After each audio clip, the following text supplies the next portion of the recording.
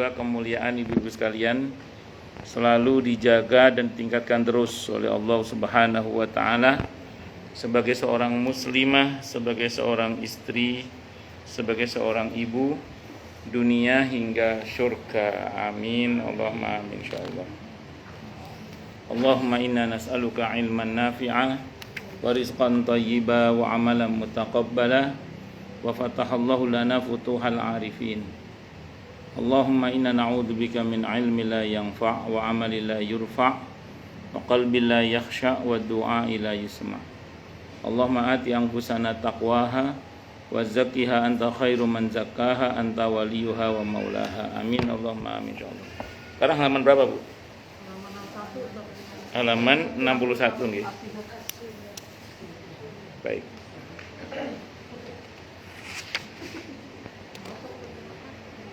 Bismillahirrahmanirrahim. As-sihr.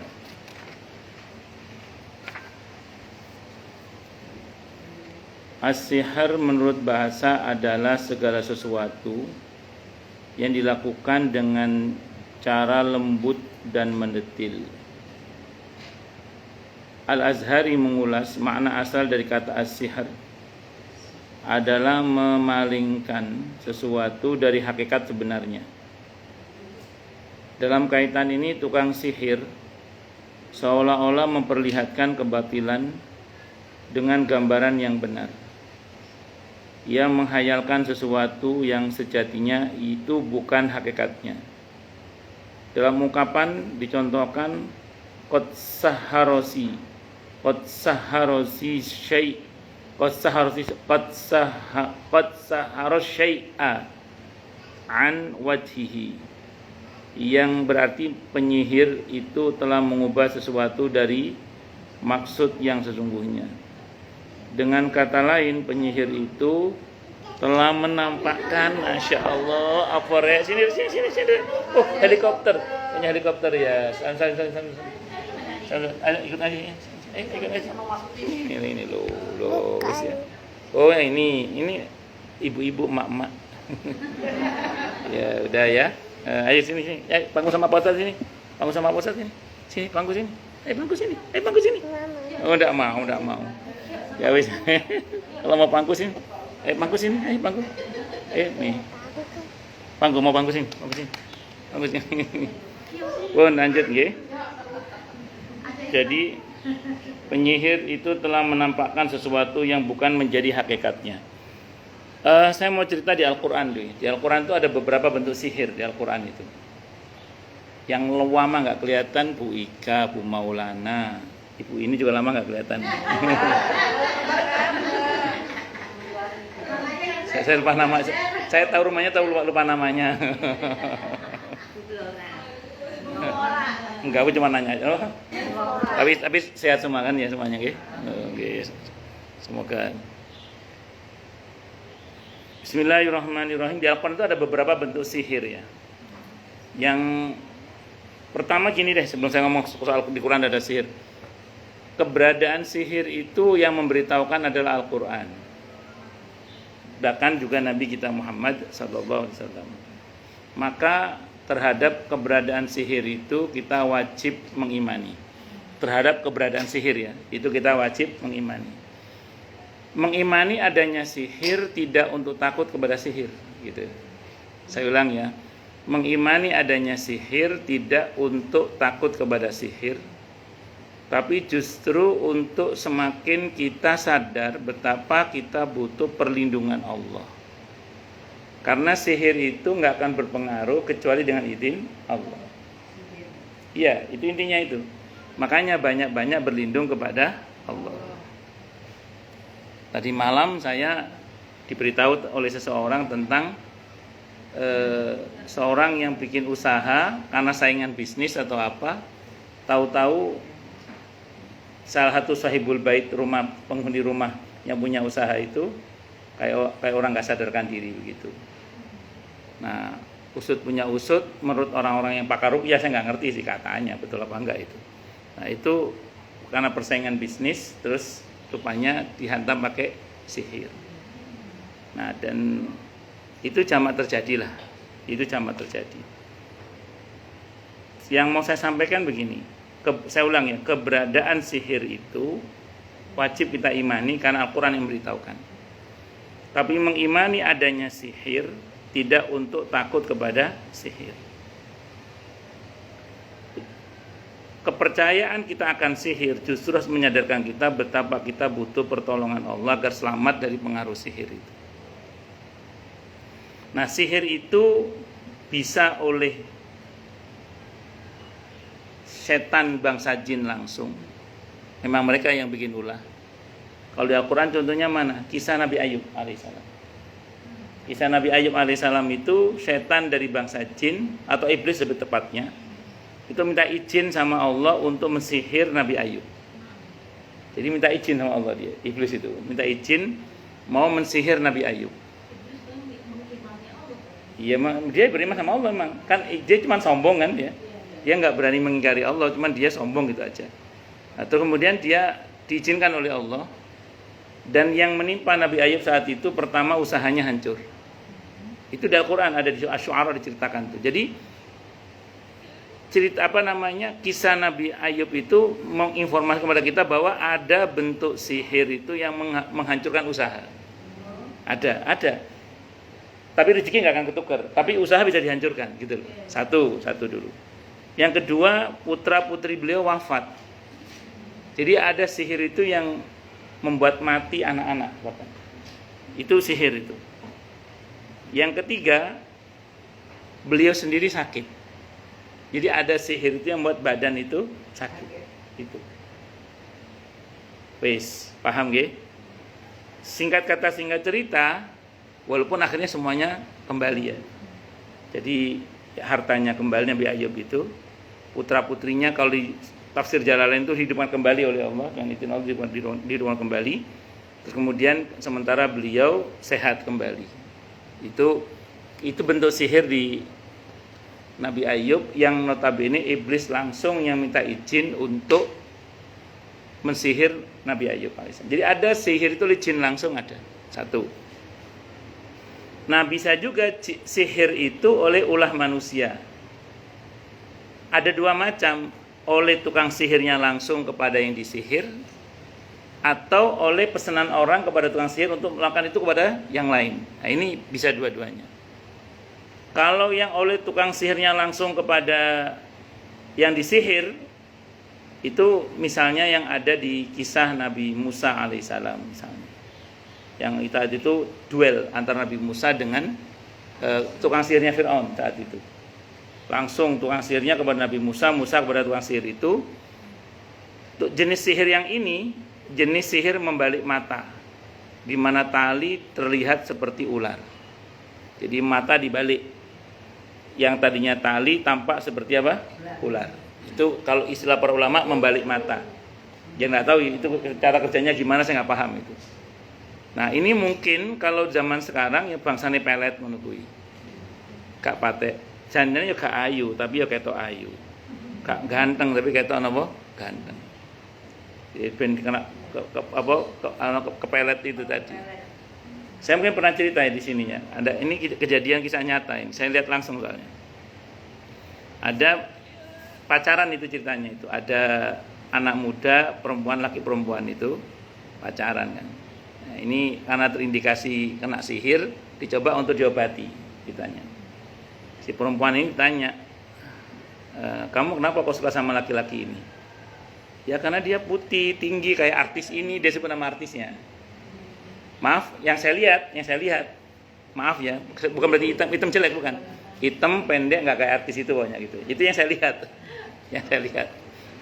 Jadi kalau kata si perempuan ini tinggi, putih kayak artis titik-titik. Nah sementara yang saya lihat, maaf, hitam, bukan berarti hitam jelek ya, kan hitam manis, yang hitam manis.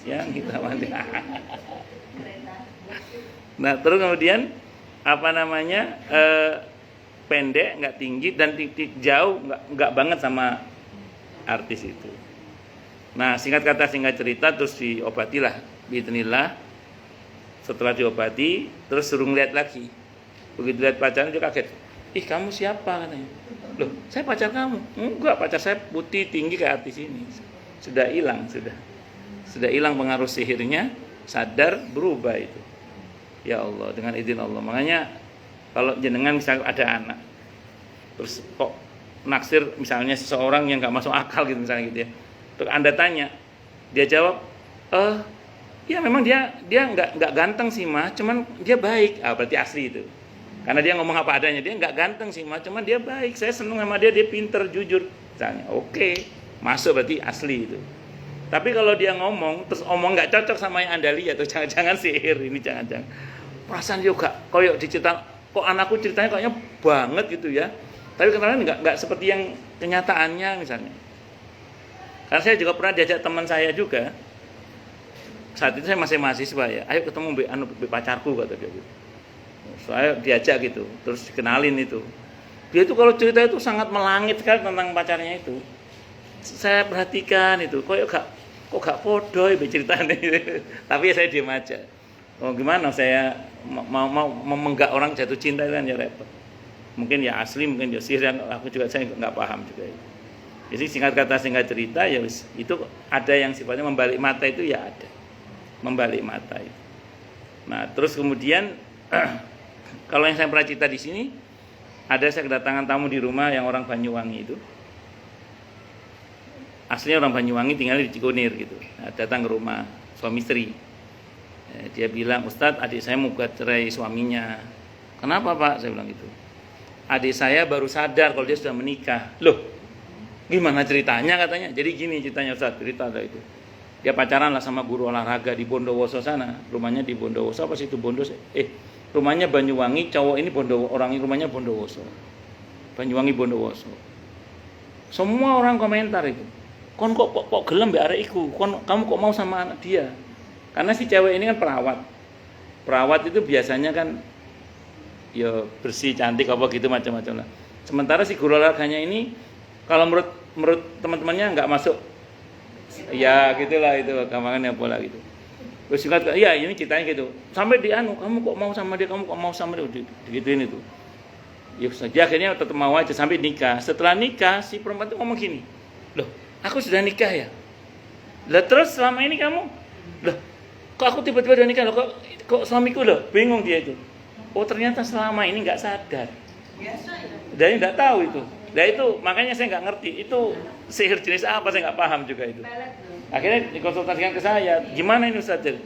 Ya sekarang gini aja, kalau memang nyatanya dia terbukti kena sihir, berarti kan kemarin akadnya kan di bawah sadar itu. Ya sudah kalau mau batalin juga nggak apa-apa. Maksudnya digugat cerai secara baik-baik. Ya nggak ada, karena kan tidak atas dasar kesadaran itu. Itu malah bisa jadi kalau memang itu betul-betul nggak sadar bisa dianggap tidak ada akad kan sebenarnya itu. Walaupun karena sudah terlanjur tertata di KUA ya harus diproses. Dan itu saya ulang jamak terjadi di sebagian masyarakat. Percaya nggak percaya, tapi Quran harus percaya sih, Quran yang ngomong sih. Itu dua ya. Yang ketiga, ada yang permintaan orang agar mensihir orang lain. Kalau di Al-Quran contohnya kisah Harut wa Marut. Harut wa Marut itu kan ada orang datang minta tolong agar ada kasus suami istri bercerai, mau cerai gitu ya. Rupanya si Harut wa Marut itu naksir sama istrinya. Maka dibuatlah kemudian dia ini benci sama istrinya, istri benci sama suaminya gitu loh. Ujungnya biar dia cerai, nanti biar kawin sama dia. Jadi ini semacam lawannya pelet. Kalau pelet kan buat orang gandrung, ini enggak, membuat orang benci. Nah, jadi ada sihir itu di mana seorang suami benci kepada istri benci pada suami. Nah, terus kemudian ujungnya cerai gitu aja. Itu bentuk sihir yang lain. Itu divisinya setan yang bagian menggoda rumah tangga. Nah, saya pernah kejadian, kalau yang sampai ke saya pernah disampaikan, Ustaz, ini ponakan saya mau gugat cerai suaminya. Jangan-jangan kena sihir Ustaz, dia bilang gitu kata jamaah. Bu, tunggu dulu, jangan ngomong sihir dulu. Kita lihat analisa sosialnya dulu. Kenapa dia mau gugat cerai suami? Coba tanya itu. Kalau dari jawaban dia itu tidak ada unsur sama sekali yang buat dia cocok untuk beralasan gugat cerai suaminya, patut kita curiga mungkin itu sihir. Begitu dianalisa, suaminya alhamdulillah masya Allah baik. Secara ekonomi dipenuhi, ganteng yang ganteng. Selama ini nggak ada masalah suaminya terkait dengan masalah apapun, nggak ada masalah. kok pengen cerai karena alasannya nggak jelas gitu alasannya. Ya sudah, kalau memang begitu alasan, coba diruqyah deh, siapa tahu ini pengaruh sihir, siapa tahu. Ya sihir tadi berkaitan mungkin karena ada jenis sihir itu suami dibuat benci sama istri benci sama suami, ujungnya cerai. Dan saya punya jamaah sampai sekarang ada di Pondok Kelapa situ. Itu kalau dia masuk ke rumahnya mesti berantem sama suami. Makanya dia sering jalan-jalan. Kalau keluar rumah dia akur. Nanti pulang berantem lagi. Saya pernah datang ke rumahnya itu, di ruang tamunya itu memang kayak ada hal yang nggak enak gitu ya. Kata dia memang betul, memang kayak ada hal yang nggak enak di situ itu. Saya bilang kenapa nggak dijual aja rumah ini? Ya. Sayang katanya rumah pertama sayang. Ya makan sayang itu sudah, saya bilang gitu ya. Nah, tapi ya gitu, akhirnya sering jalan-jalan. Kalau jalan-jalan akur suami istri kalau jalan-jalan. Naudzubillah min dzalik. Sering aja yang jalan-jalan. Nggak tahu kalau itu deh saya. Pokoknya kalau jalan-jalan akur, nanti kalau di rumah berantem lagi. Sampai dicolek oleh suaminya pun enggak mau. Dicolek aja enggak mau. Itu kalau di rumah itu. Enggak mau dicolek. Mau dicolek. Begitu cerita Ibu Anis itu. Ya Allah, ya Allah. Yang belum punya suami lagi aja berharap punya suaminya, udah punya suami disia-siakan suaminya gimana? Biar Ibu Anis ya. Allah. Jadi singkat cerita, ini adalah merupakan bentuk-bentuk sihir. Nah, memang kita nggak boleh gegabah langsung apa-apa ngomong sihir. Belum tentu juga, analisa dulu aja secara ilmu. Kalau ketemu secara ilmu ya solusinya secara ilmu. Tapi kalau secara ilmu nggak ketemu solusinya, ada indikasi-indikasi ya silakan kalau mau dipakai pendekatan-pendekatan ruqyah atau macam-macam. Karena pernah juga ada, saya nggak tahu penjelasan ilmiahnya Ibu Dokter ya. Ada jamaah saya yang seorang pramugari, itu dia setiap maghrib mesti merasa kayak kesemutan gitu setiap maghrib itu. Saya bilang coba dibawa ke lab dulu aja Bu. Dia bawa ke lab, bawa ke dokter, dicek darah apa, siapa tahu ada unsur-unsur apa, saya kan nggak tahu, dokter yang tahu itu kan. Akhirnya ke lab, dibawa ke lab apa, ada kata dokter sehat, nggak ada masalah. Ya udah, kalau memang Ibu merasa khawatir ini adalah bagian dari sihir atau ain, ya sudah pakai pendekatan ruqyah dan seterusnya itu. Nah, jadi saya tetap, kalau saya pribadi ya tetap menyarankan dibawa ke dokter dulu aja, dibawa ke ahlinya dulu aja, bawa ke lab dulu aja. Kenapa? Siapa tahu itu memang iya ada medisnya gitu. Jadi saya nggak kemaruh apa-apa terus dibawa ke tapi tetap coba itu seperti itu. Bahkan beberapa kasus-kasus yang lain silakan ke psikiater dulu aja atau ke psikolog dulu aja gitu.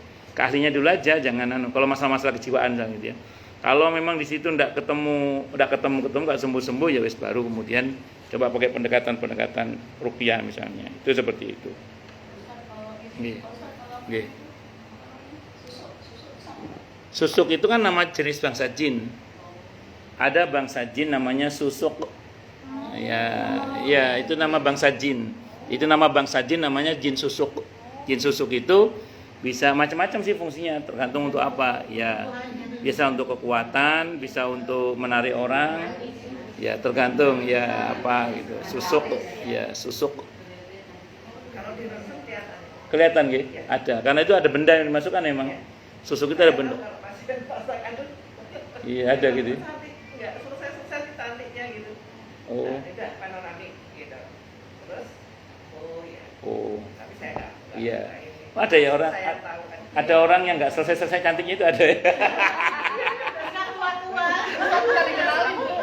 Tapi jangan seudon juga ya, nanti ada orang cantik dikira jangan. Tapi biasanya kalau susuk itu biasanya gini, kalau kita pantengin terus dalam waktu beberapa saat itu pasti akan keluar yang aslinya itu. Biasanya, tapi melihatnya pakai bismillah, tapi jangan cuma lihat aja, lihatin aja. Lama-lama bentuk aslinya akan keluar biasanya. Tapi kalau keluarnya mencolok itu baru susuk. Kalau nggak mencolok misalnya kan biasa orang kadang agak layu apa itu wajar. Terus pendosa tadi gimana? Di ruqyah? Iya, saya tadi akhirnya sadar. Mungkin batas kadaluarsa sihirnya kali ya. Terus kemudian dia sadar sudah nikah, sadarnya sudah nikah itu dokter. Akhirnya gugat cerai itu akhirnya. Yang dia nggak sadar, begitu sadar baru sudah punya suami. Akhirnya gugat cerai sih akhirnya. Dan dia kakaknya datang saya itu nanya hukumnya. Bagaimana? Sadar udah punya suami, jadi selama berapa lama itu waktunya? Nggak lama sih, masih baru itu, masih baru. Tapi kan sudah jajal duel. Ya Allah. Ya nggak tahu deh itu, saya nggak nanya detail. Kalau teman saya Iya. gila Ustaz sampai sekarang. Sampai gila sana. Pengaruh sihir. Oh, dulu kuliah di Jember tuh Hmm. tafsirin cowok, Hmm. nggak mau dia. Hmm? Langsung gila sampai sekarang. Nauzubillah min syarri itu. Di laut. Saya sampai ke di laut. Di laut itu ya. Kalau nggak ketemu susah itu. Kecuali dengan izin Allah. Iya. Ya, saya juga pernah satu saat itu ada temen. Ini kisah nyata juga. Teman saya kan mau ngelamar seorang gadis. Yang gadis itu kurang penuh. Kakaknya cerita, jadi dulu ini juga kena sihir Ustadz ini, adik saya ini, dia bilang gitu. Jadi nggak boleh mikir berat, langsung kayak konslet gitu. Nah, terus teman saya tanya, mau nggak menikah adiknya ini, yang gadis ini, yang notabene keadaan seperti itu. Teman saya mau, punya anak 2. Ya, memang harus ekstra sabar sih, Mang. Karena dia nggak boleh mikir berat. Kalau mikir berat langsung kayak orang konslet gitu. Itu awal mulanya katanya kena sihir awal mulanya. Awal mulanya kena sihir. Dan memang masya Allah memang cantik sih anaknya itu. Ini saya nggak boleh keras ngomong cantik, nanti ketahuan istri saya bahaya. Ya pokoknya gitu. Saya pantas kalau dia disihir gitu maksudnya. Ada orang yang nggak suka. Makanya anak-anak kita itu harus diajari zikir. Paling enggak al-falaq an-nas. Paling enggak al-falaq an-nas itu. Anak-anak kita itu. Apalagi kalau udah masuk karir di politik gitu ya. Masuk di karir bisnis itu. Itu tidak jarang kadang upaya untuk menjatuhkan itu ada. Ya wallahu a'lam bishawab. Dan sihir itu saya ulang ya, harus kita imani adanya. Mengimani adanya sihir tidak untuk takut kepada sihir, tapi untuk semakin kita berlindung kepada Allah dari sihir itu. Itu seperti itu. Tadi kalau yang di larung itu. Oke, terus Kita cari yang lebih pintar lagi. Yang lebih pintar lagi dari yang ngelarung itu. Bagus. Sebenarnya gini. Kata kuncinya kalau kita pakai ilmu Quran ya. Kata kuncinya satu. Sihir itu tidak akan terjadi kecuali dengan izin Allah. Itu kata kuncinya dulu itu. Nah, berarti kalau sampai itu terjadi, berarti diizinkan oleh Allah itu. Nah, kata kuncinya karena diizin Allah, berarti baik-baik sama Allah aja. Baik-baik sama Allah aja. Makanya saya ulang, jangan sampai kita ini nggak baik-baik sama Allah. Nah, untuk seperti kasusnya temannya Buria misalnya itu karena beliaunya gila, otomatis kan tidak bisa menyelesaikan sendiri. Butuh faktor eksternal untuk menyelesaikan itu. Ya kalaupun mau cari yang lebih tinggi tidak apa-apa, tapi bukan dukun. Tapi harus orang yang ahli ilmu, ahli ibadah, ahli zikir untuk mencoba menyelesaikan itu. Kalau saya mungkin pernah cerita sini ya, yang tentang bapaknya teman saya waktu SD. Beliau pebisnis, mungkin karena saingan bisnisnya kuat di daerah Tapal Kuda Lumajang sana, dibuat gila dia, disihir gila itu. Akhirnya gila itu betul-betul gila. Saya tahu sendiri karena itu bapak dari teman saya. Akhirnya dibawa ke kakek saya saat itu. Kakek saya itu dibawa ke situ. Bah, niki gendeng bah. Ya, gendeng itu gila. Nyuwun bah didongaaken supaya sembuh bla bla bla bla. Terus kata kakek saya taruh di musola itu dah. Jadi ada musola, samping musola itu ada tempat di mana kakek saya terima tamu biasanya. Nah, terus kemudian qadarullah sembuh, sadar dan tidak gila lagi. Terus kakek saya cerita sama saya, ngerti nggak tak wacaan opo mambengi semalam itu? Mboten bah, mboten bu ya, nggak tahu bu ya dibacakan apa. Semalam suntuk saya bacakan sholawat. Itu. Jadi semalam suntuk saya bacakan sholawat, kata kakek saya. Saya sholawat, sholawat sama Allah, minta sama Allah, semoga beliau ini sembuh. Qadarullah beliau kok sembuh itu dengan izin Allah. Nah, jadi baik-baik sama Allah aja. Nah, setelah itu dirawat sendiri sudah, diajari pegangannya. Paling enggak al-ikhlas al-falaq an-nas itu yang rutin lah. Ayat kursi syukur-syukur dosisnya ditambah lagi itu. Itu dan sebenarnya gini sih, orang itu asal istiqomah zikir habis sholat, istiqomah pagi dan petang itu, atau seminimal-minimalnya itu plus mau tidur bangun tidur itu insya Allah lah, insya Allah itu bebas sihir insya Allah, insya Allah. Kalau anak yang bunuh bapaknya itu Ya bisa banyak sebab itu punya banyak sebab itu. katanya fisikan Ya salah satunya memang begitu, bisa jadi sihir ya, bisa juga. Tapi bisa juga memang itu anaknya dablek gitu. Yes. Yang kemarin polisi bunuh bapaknya itu bukan? Tuh. 14 tahun bunuh neneknya sama bapaknya. Oh, naudzubillah min syarri dzalik. Di mana? Di media sosial. Lebak Bulus, Lebak Bulus. nomor 3 Oh, tapi apa itu? Orang tuanya agamanya kuat. Neneknya tuh Dia juga baik katanya. Iya. Kan orang baik-baik ya, tetangganya kita. Tapi kena pengaruh itu ya. makanya tetangga-tetangganya pada heran gitu. Kenapa anaknya baik, keluarga itu sama tetangga baik, pengajian, aktif gitu ya, biasalah seperti orang Banyak berlindung pada Allah jadi nggak bisa ngomong karena itu bisa terjadi pada keluarga. Saya itu sering ngomong gini ya. Di mana-mana saya kalau masalah keluarga termasuk seperti yang terjadi pada kasus itu. Masalah itu bisa terjadi pada siapa saja. Gitu aja. Jadi masalah keluarga itu bisa terjadi pada siapa saja, termasuk itu. Nah, kita tidak tahu apa yang terjadi di dalamnya. Kita tidak tahu apa yang terjadi di dalam. Wallahu alam. Karena kalau mau tahu ya mesti tanya sama anaknya. Detailnya kamu kok bisa begini apa? Itu aja. Daya makanya detailnya itu apa? Karena gini. Dimensi yang terdekat dengan kita kan dimensi jin. Dimensi yang terdekat dengan kita dimensi jin. Orang itu kalau rajin zikir, rajin ibadah, rajin sholat, itu akan ada masa di mana kadang dia itu menyentuh wilayah yang terdekat itu. Sehingga kadang dengan izin Allah walaupun bukan matanya tapi mata hatinya itu bisa melihat apa yang tidak bisa dilihat selama ini, termasuk juga bisa mendengar apa yang tidak bisa didengar selama ini. Itu dimensi terdekatnya bangsa jin. Nah, orang yang tidak pernah belajar tauhid dengan baik dan benar biasanya gagal di situ. Sehingga muncul al-musadding al-maut yang aku nabi palsu itu.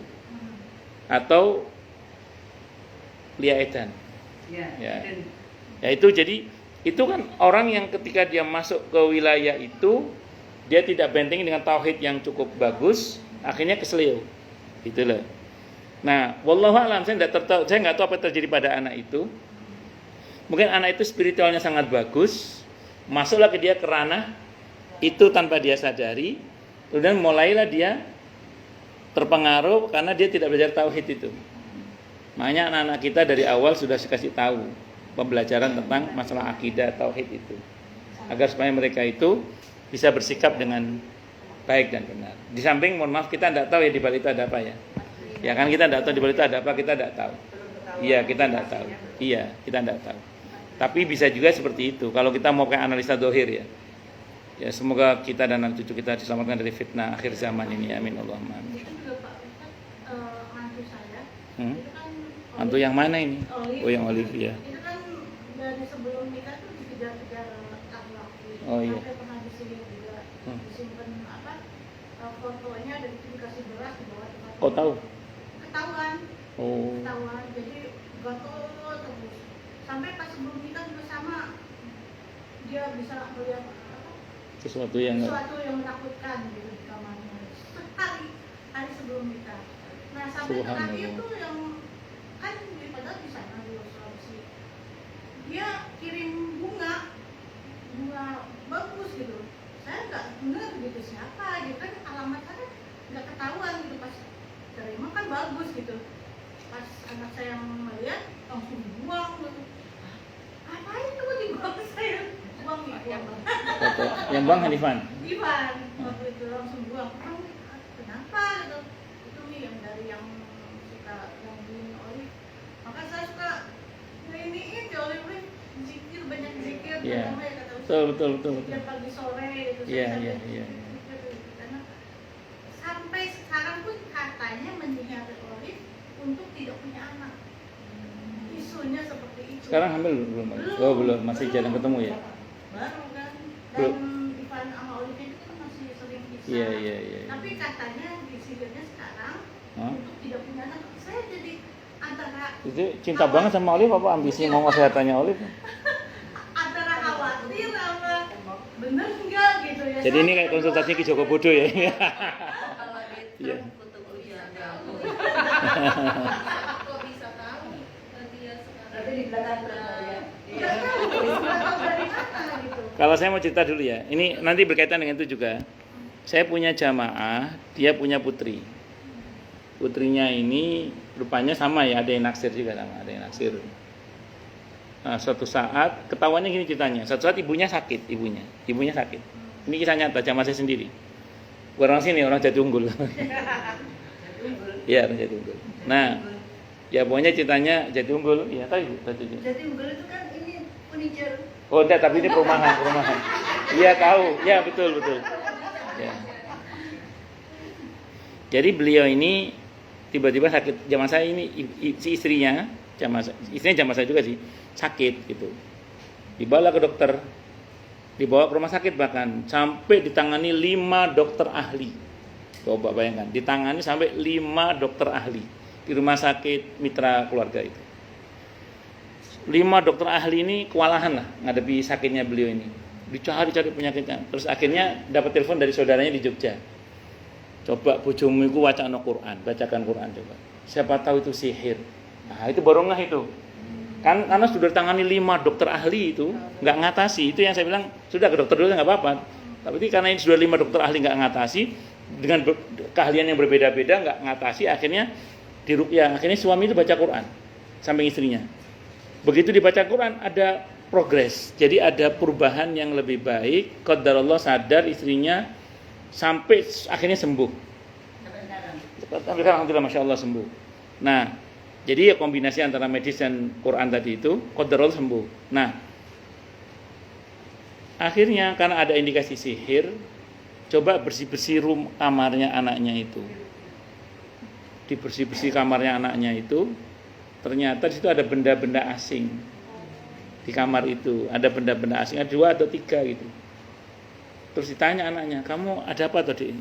Cerita dia bahwa ada memang cowok yang naksir saya, mungkin bla bla bla. Ini yang dikirim. Anaknya nggak kena, ibunya yang kena gitu. Itu sama dengan tadi malam itu kan yang disasar kan yang ponakannya, tapi yang kena bibinya itu yang tadi malam itu saya ceritakan itu. Jadi yang disasar kan yang punya usaha kan ponakannya, yang kena bibinya. Alhamdulillah bisa jadi.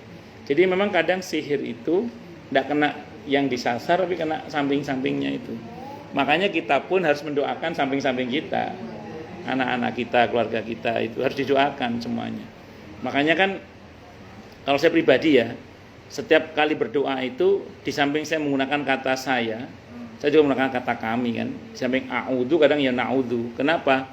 Karena saya ingin melindungi tidak hanya diri saya, tapi juga anak-anak saya, istri saya, dan semua yang ada di sekitar saya mohonkan kepada Allah itu seperti itu. Kenapa? Karena ya tadi bisa jadi yang disasar kan tidak hanya saya, tapi juga mungkin keluarga. Atau kalau nggak kena saya mungkin bisa jadi kena ke keluarga, makanya dipagari semua itu. Itu seperti itu. Makanya saya kadang kalau baca Rabbi a'udzubika min hamazati syayatin wa a'udzubika rabbi ayyahdurun, saya wa a'udzubika rabbi ayyahdhuruhum. Anak-anak saya, keluarga saya, istri saya semua saya doakan. Itu seperti itu. Ya harapannya semoga selamat. Nah, itu saya kira itu. Wallahu a'lam. Jadi fenomena sihir itu tidak untuk membuat kita takut sama sihir loh ya. Tapi justru untuk membuat kita sadar betapa kita butuh pertolongan Allah itu. Itu seperti itu. Boleh, tidak ada masalah. Kan doa itu pakai bahasa apa saja itu. Bebas, enggak ada masalah. Nggih. Nggih.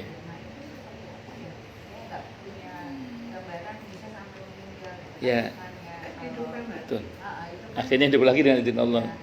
Baik, saya mau ceritakan dulu gini. Pertama kan yang dihancurkan dari Nabi Ayub itu hartanya. Ya betul. Tidak lama sihir itu menyasar keluarganya, termasuk putra-putrinya meninggal Nabi Ayub itu. Wallahu a'lam, bisa saja bentuknya dalam bentuk sakit atau dalam bentuk apapun yang lain yang pokoknya mati gitu aja. Nah, Kalau Nabi pernah bersabda begini, ini sabda Nabi ya, okamakal. Kalau ada yang bisa mendahului ajal, maka itu adalah ain. Saya ulang ya, kalau ada yang bisa mendahului ajal, maka itu adalah ain, kata Nabi. Ain itu adalah penyakit yang dia bagian dari sihir. Penyakit di mana nikmat dicabut karena satu, ada yang memuji tanpa mengucap masya Allah atau barakallahu fik, atau yang kedua, penyakit dicabutnya nikmat karena ada yang mendengki, terlampau dengki menatap orang yang didengki itu. Nah tentu kalau setan kan pasti karena nggak suka kan, maka mungkin saja dia kerahkan ain itu kepada putranya Nabi Ayub sehingga mati. Karena kalau ada yang bisa mendahului ajal, pasti itu adalah ain. Kita tahu ajal itu kan tidak bisa dinegosiasikan untuk dimajukan atau dimundurkan. Tapi Nabi menyebutkan kalau ada yang bisa mendahului ajal itu adalah ain. Makanya dalam hadis tentang sahabat Nabi namanya Sahal bin Hunayf, ketika beliau kena penyakit ain, katakan beliau pagi masih sehat, tahu-tahu sore lumpuh. Sahal bin Hunayf itu radhiyallahu anhu. Beliau ini masuk ahli Badar, pernah ikut perang Badar bersama Rasulullah Muhammad SAW. Langsung Nabi bersabda, siapa yang terakhir memuji dia, kata Nabi. Saya Rasulullah, ada 2 orang. Pujianmu hampir-hampir membunuh saudaramu ini, kata Nabi. Lain kali kalau memuji, katakan masya Allah atau barakallahu fik, kata Nabi. Ambil wudu, suruh wudu sama Nabi itu 2 orang itu wudu. Sebagian air wudunya ditampung, diruqyah, terus diusapkan ke tubuhnya Sahal bin Hunayf, dengan izin Allah sembuh. Nah, jadi saya ulang, kalau ada yang bisa mendahului ajal, maka itu adalah ain, dan ain itu bagian dari sihir. Kiranya yang dikenakan kepada putra-putrinya Nabi Ayub itu adalah ain itu. Itu pernah menimpa juga putra-putrinya Ja'far ibn Abi Thalib radhiyallahu anhu. Ketika Nabi menjenguk keponakannya pada kurus-kurus. Kata Nabi, apakah mereka kurang makan? Tidak ya Rasulullah. Kok kurus begini? Kok sakit-sakitan gitu? Kata Nabi, jangan-jangan ini ain, kata beliau. Maka beli ruqyah putra-putranya Utsman putra-putranya Ja'far radhiyallahu anhu oleh Nabi kita Muhammad SAW di ruqyah. Akhirnya mereka qadarullah sembuh semua. Cucu beliau Hasan Husain radhiyallahu anhu kan cakep-cakep itu. Nabi dalam hadis Bukhari mendoakan cucunya dengan perkataan u'idukuma bi kalimatillahi tammah min kulli syaitanin wahamah wa min kulli ainin lamah. Nah, itu hikmah yang bisa kita ambil dari kisah itu. Jadi bahkan Nabi cucunya pun harus didoakan oleh beliau karena jangan sampai kena penyakit ain. Karena tadi yang bisa mendahului ajal itu adalah ain. Itu seperti itu. Wallahu alam bishawab. Kalau ada orang yang memuji gitu, kan dia nggak ngomong misalnya masalah. Bagus. Kita yang ngomong masalah bisa. Nggak bisa. Terus nggak bagus. Makanya perlu kita benteng sendiri. Kemarin di buku ini Nabi sebelum turun Al-Falaq An-Nas itu berlindung kepada Allah dengan rincian termasuk ain. Begitu turun Al-Falaq An-Nas, Nabi mencukupkan dengan Al-Falaq An-Nas. Maka zikirlah untuk kita sendiri Al-Falaq An-Nas. Insya Allah orang muji kita nggak ngefek, insya Allah. Walaupun dia nggak mengucap masuk. Kenapa? Karena kita sudah pagari dengan Al-Falaq dan An-Nas. Kalau mau rincian doanya di Sahih Bukhari, berarti kalau kita beredaksi pakai kata saya, cukup kita katakan a'udzu bikalimatillahi tammah min kulli syaitonin wahama wa min kulli ainin lama. Kalau ibu hafal lagi, kalau dia muji depan ibu ya, ibu bisa mengatakan Allahumma la tu'akhidni bima yaqulun waghfir li ma la ya'lamun waj'alni khairan mimma yadun. Enggak hafal Ustaz, ya sudah kalau itu Al-Falaq An-Nas saja.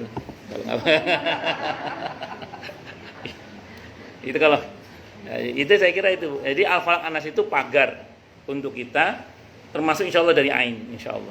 Nah itu seperti itu. Wallahu a'lam bishawab. Dan kata Nabi, ain itu hak, nyata, kata Nabi. Ain itu nyata. Itu sama dengan sihir itu. Cuman dia bisa 2 jalur. Jalur orang memuji atau jalur orang yang mendengki.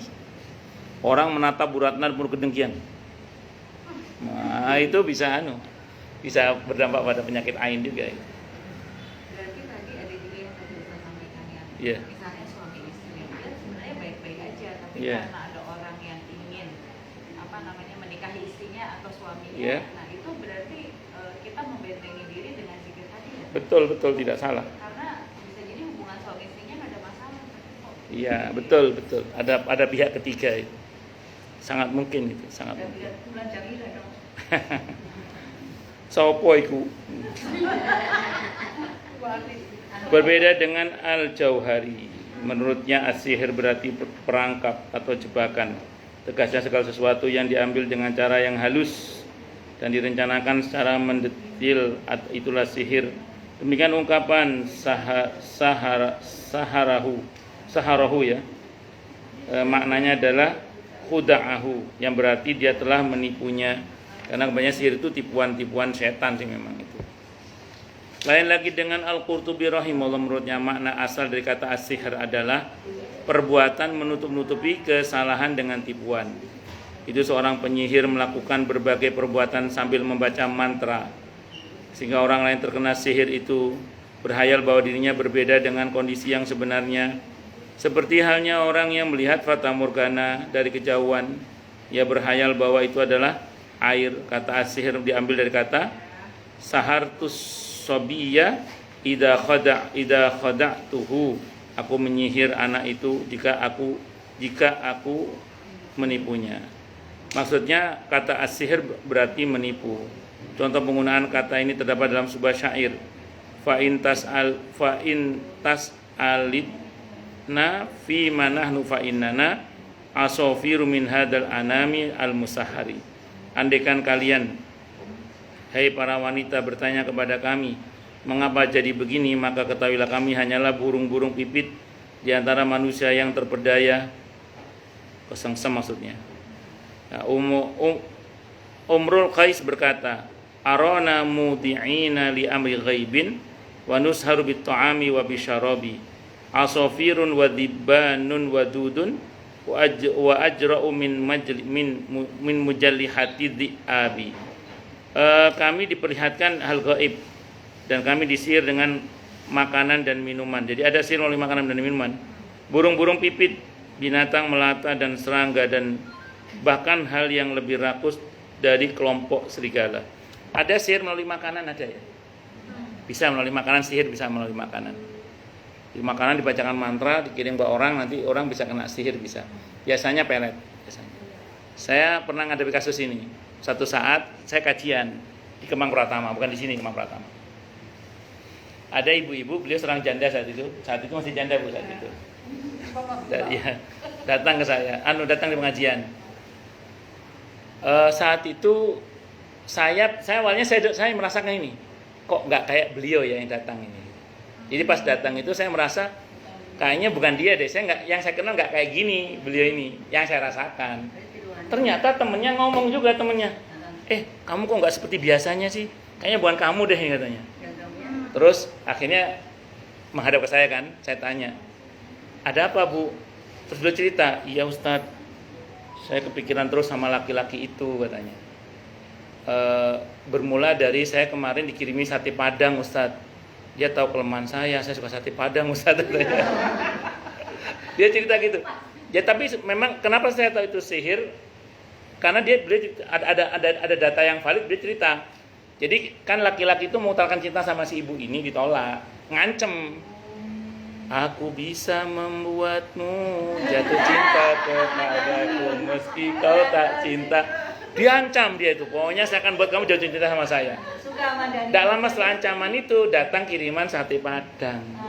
Sebegitu makan sate padang, katanya sejak itu saya kepikiran laki-laki itu terus sampai sekarang Ustadz katanya. Ya sudah, saya bilang ini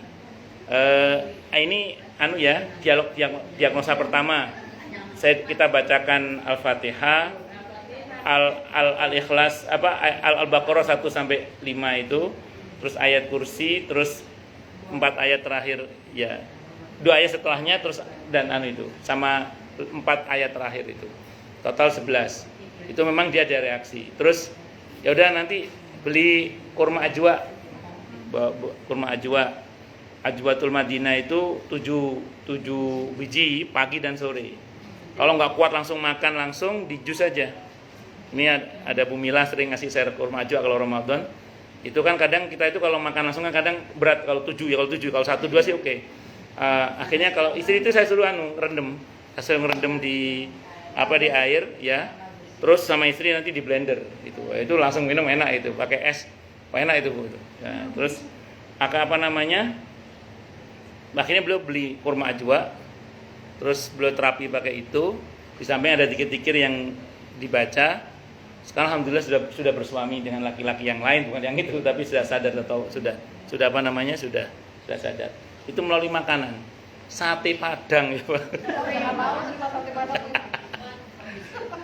Tapi emang ya ada kan suka rawon.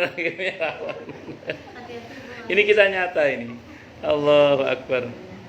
Bermula. Apa? Sekarang umur berapa? 1 sampai 5. Apa yang umur berapa? Istrinya.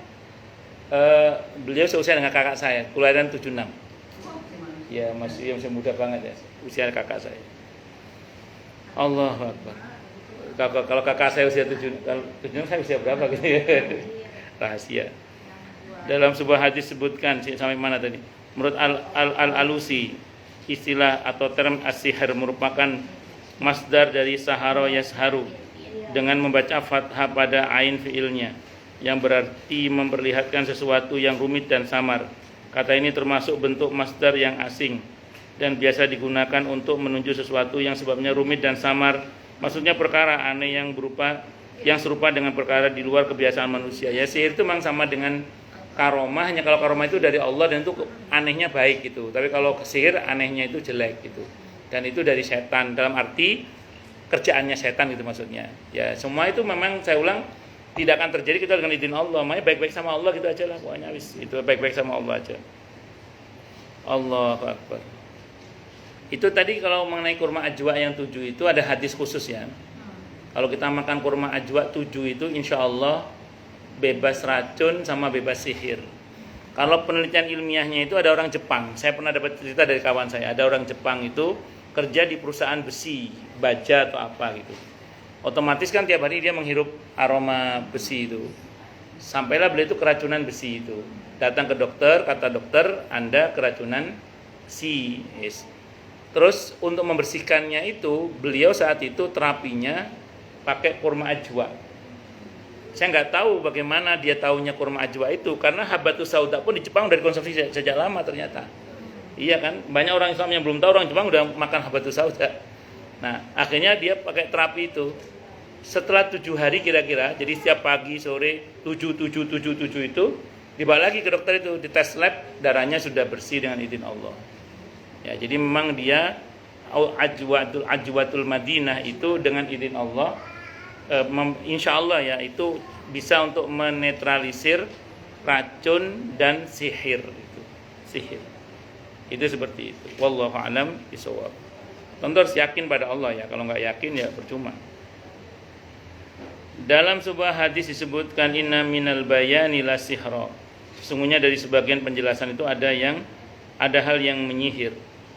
Nah, berikutnya adalah fitnah. Fitnah berarti wallahu a'lam bishawab. Insyaallah kita bahas di pertemuan yang akan datang. Monggo yang mau tanya dulu. Boleh Bu, monggo Bu Dokter, monggo. Malaikat. Oh, tarekat. Nasabandia. Thariqah itu secara bahasa artinya jalan. Jalan. Seringkali dipakai istilah para salik, orang-orang yang sedang berjalan menuju pada Allah itu dengan istilah thariqah. Jadi thariqah itu semacam metodologi untuk mendekat kepada Allah. Bisa menggunakan metodologinya Syekh Abdul Qadir Al-Jailani radhiyallahu anhu, namanya thariqah qadiriyah. Bisa menggunakan thariqah atau metodologinya Syekh Bahauddin An-Naqsyabandi, namanya Naqsyabandiyah. Ada nanti namanya Atijani, ada Sataria, ada macam-macam thariqah. Wes. Boleh nggak ngikut itu? Boleh asal thariqah yang mu'tabarah. Mu'tabarah itu thariqah yang sanadnya nyambung sampai ke Rasulullah Muhammad SAW atau kepada para sahabat Nabi. Nah, kalau di NU itu ada Jatman namanya, Jam'iyah Ahli Thariqah Mu'tabarah An-Nahdiyah. Yaitu ada beberapa thariqah yang sudah diverifikasi oleh para ulama, tidak ada masalah. Jika kalau kita ngikut toriko itu nyambung sanad keilmuannya sampai ke para sahabat atau bahkan sampai ke Rasulullah Muhammad sallallahu alaihi wasallam. Nah, jadi kalau misalnya nggih ibu mau ngikut toriko tertentu, pastikan toriko ini terverifikasi, namanya toriko yang mu'tabaroh. Karena toriko itu ada banyak termasuk yang menyimpang. Air tuh di mana-mana. Kenapa? Air tuh, Oh iya. kan ada saudara yang kalau undang mengajar kayaknya hari ini. Iya. Ya, pokoknya gini aja. Intinya kalau ruqyah pakai air kan nggak ada masalah sebenarnya, ya. Tapi cuma saya mau ingetin aja, hati-hati takutnya toriko yang Anda ikuti itu toriko yang tidak mu'tabaroh. Jadi pastikan. Nah, yang mu'tabaroh pun pastikan ini juga terafiliasi ke pusatnya. Jadi anak ada yang menyimpang juga. Maaf ya, yang kemarin sempat ramai di Istiqlal pakai merah putih itu, yang Santa Claus itu, kan itu mengklaim toriko tertentu. Klaim toriko yang dianut oleh yang bersangkutan itu sebenarnya toriko yang mu'tabaroh, yang ada di Suryalaya Alhem Anom itu sebenarnya. Cuman ada yang mengatakan ini sempalannya. Makanya tetap harus yang terverifikasi. Kalau jenengan mau ikut toriko loh nggih, kalau ikut toriko. Kalau saya pribadi ya, pesantren saya seluruhnya yang saya ikuti, pesantren saya itu sependek yang saya ketahui, kiai-kiai saya memang nggak ada yang ikut toriko. Karena toriko kami adalah toriko ta'lim wa ta'allum. Toriko saya itu ya torikonya Rasulullah Muhammad SAW. Jadi saya kadang ikut. Saya dulu waktu mahasiswa, saya ngikut kajian toriko itu. Tapi sampai detik ini saya belum pernah bayat. Saya tidak pernah ngerti bayat ya, nggak pernah menyatakan tuh jadi anggota toriko tertentu. Tapi saya sering ikut kajian toriko itu sering dulu. Waktu saya masih. Tasbihnya juga beda ya, katanya tasbihnya itu 165. Kalau itu saya tidak tahu, mungkin itu jenis tertentu itu, Bu. Enggak. Ya itu jenis tertentu mungkin itu. Jenis tertentu mungkin. Kalau Jadi setelah sholat itu la ilaha illallahnya itu 165. Jadi tasbihnya kayak ya itu karena itu aku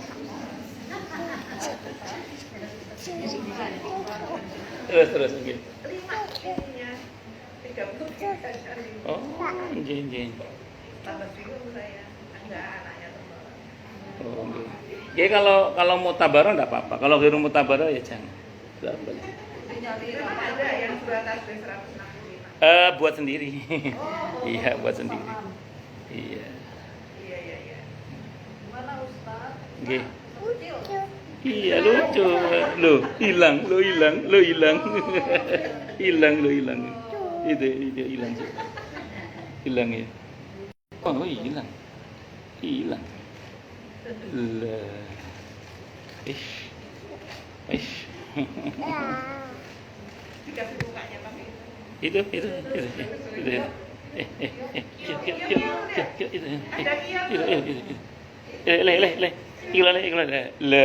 Ikhlas. Nggak mau yang beda. Iya. Ya, saya kira itu nggih. Wallahu a'lam bishawab. Mau yang lain silakan kalau ada. Kayak Buya Hamka itu kan juga sufi juga beliau itu. Muhammadiyah tapi tasawuf, kakeknya buyutnya Vinda itu. Cuman beliau nggak ngikut toriko kayaknya kalau dia itu. Cuman sufi, tasawuf. Beliau ulama, seorang yang faqih, mufassir, sufi kalau Buya Hamka itu. Buya. Jadi untuk menjadi sufi tidak harus mengikut toriko tertentu. Kalau mau ngikut, pesan saya cuma satu, pastikan toriko itu terverifikasi, nyambung sanadnya sampai ke Rasulullah Muhammad SAW. Kalau di NU itu memang ada lembaganya namanya lembaga Jam'iyah Ahli Torikoh Mu'tabaroh An-Nahdiyah. Kalau di NU ya. Kalau di Muhammadiyah itu secara person itu ada yang ngikut tasawuf ada secara person. Tapi tidak kayak Buya Syafi'i Ma'arif itu kan sufi juga beliau itu. Ya dari tokoh Muhammadiyah, tapi nggak ngikut toriko tertentu sih biasanya. Itu wallahu a'lam bishawab. Itu. ngapain saya? Ada lagi monggo kalau ada? Nggih. Tarikat yang di Padang itu yang selalu menyalahkan Nasabandiyah. Iya. Itu Itu termasuk yang aneh itu. Bukan didiemin Bu, sudah ditegur saya kira. Sudah ditegur tapi ya itu tidak. Iya. Juga mendahului lebaran juga ya. Iya. Yang dahulu puasa. Media itu sering berkata begini, kenapa MUI tidak menegur? Padahal saya kan pernah ada di MUI ya. MUI itu banyak kasus penyimpangan-penyimpangan yang sudah ditegur. Cuman memang media tidak pernah memblow up itu. Begitu misalnya kasusnya mau mengemuka, kok MUI baru sekarang negurnya? Enggak, sudah tegur dari lama.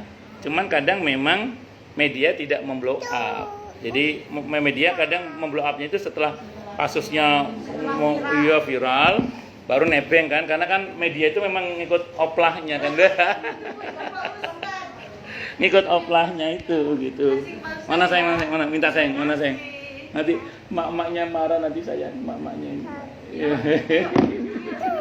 Barakallahu. Bye-bye gadget. Barakallahu. Bye-bye gadget. Iya, bye-bye gadget.